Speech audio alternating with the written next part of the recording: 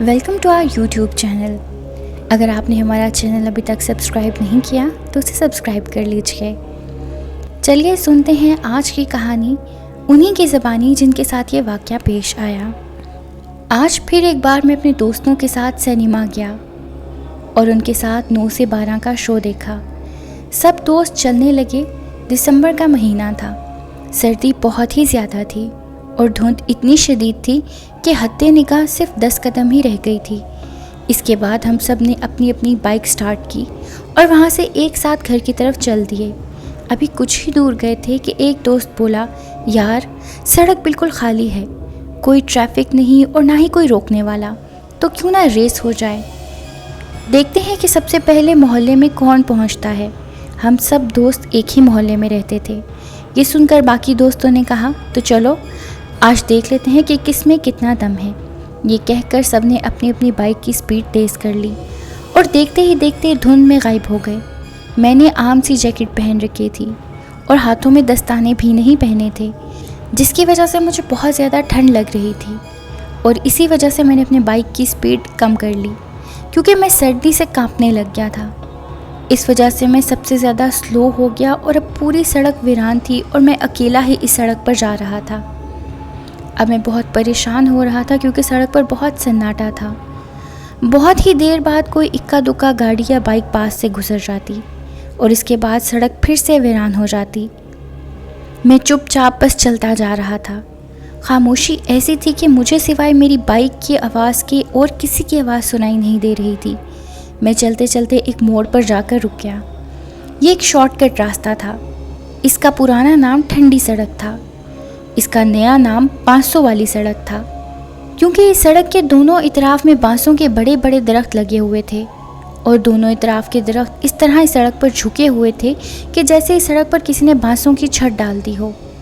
सूरज की रोशनी बहुत ही कम इस सड़क पर पड़ती थी। बस यूँ समझ लीजिए कि ये सड़क एक बहुत ही बड़ी सुरंग की तरह थी जो दरख्तों से पूरी तरह ढकी हुई थी। मैंने सोचा, अगर मैं बांसों वाली सड़क से जाऊं तो जल्दी अपने दोस्तों तक पहुंच जाऊंगा, क्योंकि हम सब ने जाना तो एक ही मोहल्ले था। वो मेन रोड से गए थे और अगर मैं शॉर्टकट से चला जाऊं तो उनसे पहले घर पहुंच जाऊंगा। लेकिन इसके साथ साथ मैं थोड़ा घबरा भी रहा था क्योंकि ये सड़क पहले ही अजीबोगरीब वाक़यात से बहुत बदनाम थी और बहुत से लोगों से मैंने इस सड़क के बारे में सुना था कि इस रास्ते पर बहुत सी हवाई चीज़ों का बसेरा है।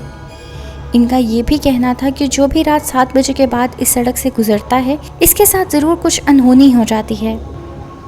काफ़ी लोग तो इस सड़क से दिन के वक्त भी नहीं गुजरते थे क्योंकि वो इस सड़क को लेकर बहुत डरे हुए थे, क्योंकि इस सड़क के दोनों इतराफ में कोई आबादी नहीं थी, बस कुछ जंगल नुमा झाड़ियाँ और बांस के दरख्त ही थे।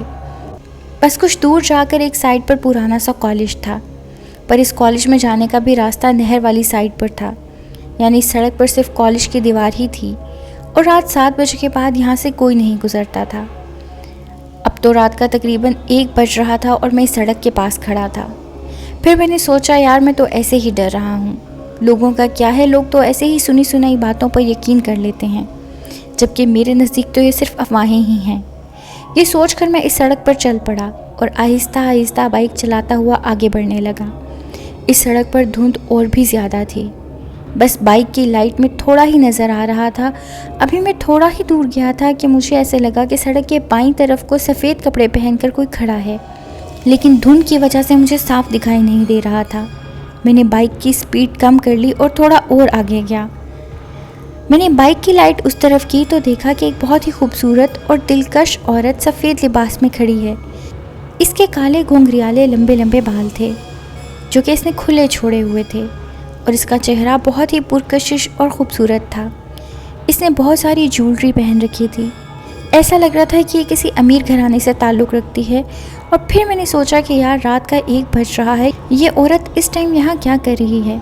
या ये भी हो सकता है कि ये कोई 2 नंबर औरत है जो कि रात को धंधा करने के लिए निकली है, या फिर ये भी हो सकता है कि ये किसी डाकुओं के साथ मिली हुई है और जो लिफ्ट लेने के बहाने लोगों को लूट लेती होगी। इसके साथी भी यहीं कहीं आसपास ही छुपे होंगे। मैंने बाइक की स्पीड और स्लो कर ली और बहुत धीरे धीरे ये सब सोचता हुआ इसकी तरफ बढ़ने लगा। जब इसके और मेरे दरमियान सिर्फ 10 कदम का फासला रह गया तो मैंने बाइक सड़क के दाईं तरफ कर ली और रोक ली जबकि वो सड़क के बाईं तरफ खड़ी थी। मैंने सोचा अगर मेरे साथ कुछ भी बुरा होने लगा तो मुझे भागने में आसानी रहेगी। इस वजह से बाइक मैंने स्टार्ट ही रखी और दूर से ही बाइक पर बैठे हुए इससे पूछा कि तुम कौन हो। इसने मुझे कोई जवाब नहीं दिया। मैंने सोचा शायद उसको मेरी आवाज़ सुनाई नहीं दी। मैंने 4 कदम बाइक और आगे ले ली और फिर थोड़ा सर ऊंचा करके मैंने पूछा तुम कौन हो और यहाँ क्या कर रही हो। लेकिन इसने फिर से कोई जवाब ना दिया। अब मैं थोड़ा घबराने लगा क्योंकि मैं सोच रहा था कि ये जो मुझे जवाब नहीं दे रही इसका मतलब ज़रूर यहाँ कोई गड़बड़ है। इसके साथ ही मैं इधर उधर भी देख रहा था कि कहीं इसके साथी तो नहीं आ रहे। आखिरी बार ऊंची आवाज़ में मैंने कहा देखो अगर तुमने अब भी जवाब ना दिया तो फिर मैं जा रहा हूँ। इसने अचानक से रोना शुरू कर दिया और रोते हुए बोली मैं बहुत ही मुश्किल में हूँ। मैं अपने शौहर के साथ अपने रिश्तेदारों की शादी की तकरीब से वापस आ रही थी कि अचानक से हमारी बाइक पंक्चर हो गई और हम पैदल जा रहे थे कि मैं थक गई। मेरे शौहर ने मुझे कहा कि तुम यहाँ रुको, मैं जल्द ही कहीं से पंक्चर लगवा कर आता हूँ। मैं तब से यहाँ खड़ी हूँ और मेरा शौहर अभी तक लौट कर नहीं आया और इस सुनसान जगह पर मुझे बहुत डर लग रहा है। कहीं कोई चोर डाकू मुझे कोई नुकसान ना पहुँचा दे और इस वजह से मुझे बहुत रोना आ रहा है। इसकी बातें सुनकर मेरे दिल में रहम आ गया और मैं बाइक से उतरकर इसकी तरफ गया। मैंने कहा देखिए आप रोएं मत, मुझे ये बताएं कि आपका शौहर किस तरफ गया है। तो इस औरत ने मेन सड़क की तरफ इशारा करते हुए कहा कि वो उस तरफ गए हैं। मैंने इस औरत से कहा कि अगर आपको बुरा ना लगे तो आप मेरे साथ बैठ जाएं, मैं आपको मेन रोड तक उतार दूंगा, फिर वहाँ से आप अपने घर चली जाइएगा। इस औरत ने अपनी आंखों से आंसू पोंछते हुए कहा आपका बहुत बहुत शुक्रिया, आप मुझे बस मेन तक ड्रॉप कर दीजिए, मैं वहाँ से कोई रिक्शा या टैक्सी लेकर अपने घर तक चली जाऊँगी। ये कहकर मैं वापस बाइक की तरफ गया और बाइक स्टार्ट करके इसके पास आ गया। वो बाइक पर बैठ गई और हम वहाँ से चल पड़े। अचानक से मुझे बहुत ज़्यादा ठंड लगने लगी, मैं बहुत ज़्यादा काँपने लगा। हम दोनों बिल्कुल खामोश थे, लेकिन मैं बहुत खुश था कि मेरे साथ बहुत खूबसूरत औरत बैठी है और ऐसे में से दोस्ती करने का मौका भी मिल जाएगा और हो सकता है कि ये बेस्ट फ्रेंड बन जाए। तो मैंने सोचा कि इससे कोई बातचीत ही कर लूँ। मैंने इसको अपने बारे में बताया कि मेरा नाम ये है और मैं इस जगह पे रहता हूँ और आज मैं ये फ़िल्म देख के आ रहा हूँ। लेकिन वो खामोशी से बैठी मेरी बातें सुनती रही, पर इसने मुझसे कोई बात नहीं की। अब मैं सोच रहा था कि शायद इसने मुझे कोई घास नहीं डाली। मैं कुछ देर के लिए चुप हो गया और खामोशी से बाइक चलाने लगा। थोड़ी देर के बाद मैंने इससे पूछा कि आपका नाम क्या है और आप कहाँ रहती हैं, लेकिन इसने कोई जवाब नहीं दिया। मैंने आगे देखते हुए इससे इधर उधर की बातें की, लेकिन इसने फिर भी मुझसे कोई बात नहीं की। अब मुझे इस पर गुस्सा आ रहा था। मैं सोच रहा था कि कैसी औरत है, लगता है इसे अपनी खूबसूरती पर बहुत ज़्यादा घमंड है जो मुझे नज़रअंदाज कर रही है। मैंने कहा देखो मैं नहीं जानता कि तुम मेरी बात का जवाब क्यों नहीं दे रही, लेकिन कुछ तो बात करो। मुझे लगता है कि मैं खुद से ही बातें करता जा रहा हूँ, अब तुम कुछ बोलोगी भी। तभी किसी ने मुझे खौफनाक आवाज़ में गुस्से से कहा चुपचाप आगे देखकर चलते रहो वरना पछताओगे। मैं चौंक गया। अब मैं थोड़ा सा डरने लगा क्योंकि मैं सोच रहा था कि ये औरत गुस्से में आकर मुझ पर किसी किस्म का इल्ज़ाम न लगा दे। लेकिन मैंने पीछे नहीं देखा। मैंने बाइक तेज़ कर ली पर वो सड़क ख़त्म ही नहीं हो रही थी और जब मैंने गौर किया तो बाइक अभी भी बिल्कुल स्लो थी, जबकि मैं इसको चौथे गियर में फुल स्पीड से चला रहा था। ऐसा लग रहा था कि जैसे बाइक पर किसी ने बहुत ज़्यादा वज़न रख दिया हो। और ये सब देखकर अब मैं पूरी तरह घबराने लगा क्योंकि मैं अभी तक आधी सड़क पर भी नहीं पहुंच पाया था, जबकि पूरी सड़क सिर्फ 2 किलोमीटर की थी। मैं पूरी तरह से बाइक को भगाने की कोशिश कर रहा था कि इतने में मेरे पीछे से ज़ोर ज़ोर से सांस लेने की आवाज़ सुनाई देने लगी, जैसे कोई मेरे कान के पास ही तेज़ी से सांस ले रहा हो। मेरे रोंगटे खड़े होने लगे। अब मैं कुछ समझ गया था कि मेरे साथ कोई औरत नहीं बल्कि कोई और ही चीज़ है।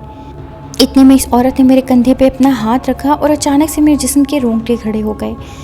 मैं डरते हुए जब अपने कंधे पर नज़र डाली तो मुझे अजीब से बड़े बड़े नुकीले नाखून वाला काला सा हाथ दिखाई दिया। वो आहिस्ता आहिस्ता मेरी गर्दन के करीब आ रही थी और मेरे पीछे से खौफनाक हंसी की आवाज़ सुनाई दी। वो ऐसी हंसी थी कि इसके आगे मेरी बाइक की आवाज़ भी दब गई और बाइक जैसे किसी जगह में फंस गई। इसके टायर तो घूम रहे थे पर बाइक एक ही जगह पर खड़ी थी। तभी किसी ने पीछे से मेरे दूसरे कंधे पर अपना मुंह रख दिया। मैं डर से थर थर काँपने लगा।